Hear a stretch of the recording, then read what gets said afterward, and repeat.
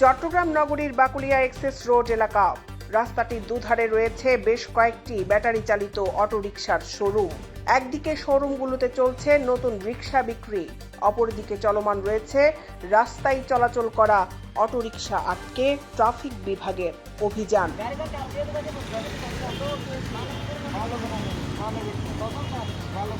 নগর জুড়ে ব্যাটারি চালিত অটোরিকশা বিরোধী ট্রাফিক বিভাগের এই অভিযানকে নগরবাসী সাধুবাদ জানালেও নগরীর আগ্রাবাদ সহ বিভিন্ন জায়গায় নতুন অটোরিকশার শোরুম বন্ধ না করে রাস্তায় চলাচল করা, অটোরিকশা আটক বা জরিমানা আদায়ের বিষয়টিকে ভিন্নভাবে দেখছেন অনেকেই।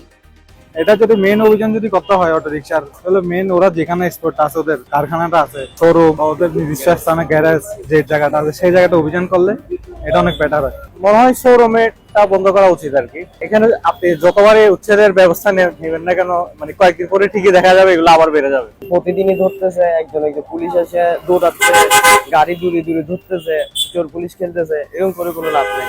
শোরুম খোলা রেখে রাস্তায় ব্যাটারি চালিত অটোরিকশা বিরোধী অভিযানের ব্যাপারে ট্রাফিক বিভাগের উপ পুলিশ কমিশনার লিয়াকত আলী বলেন, ক্ষমতার সীমাবদ্ধতার কথা।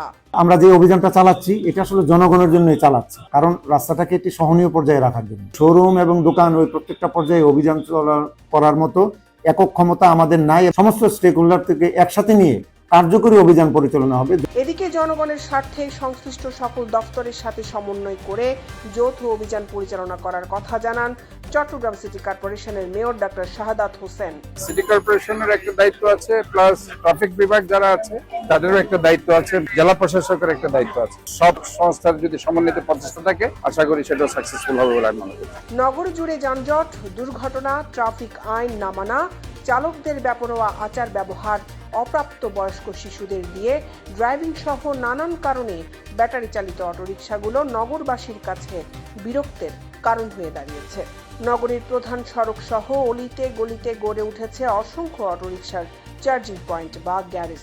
জেলা প্রশাসন, সিটি কর্পোরেশন, বিদ্যুৎ বিভাগ ও ট্রাফিক বিভাগের যৌথ উদ্যোগে অভিযান পরিচালনা করা হলে বিশৃঙ্খল ব্যাটারি চালিত অটোরিকশার দাপট মোকাবেলা করা সম্ভব হবে বলে মনে করছেন সচেতন মহল।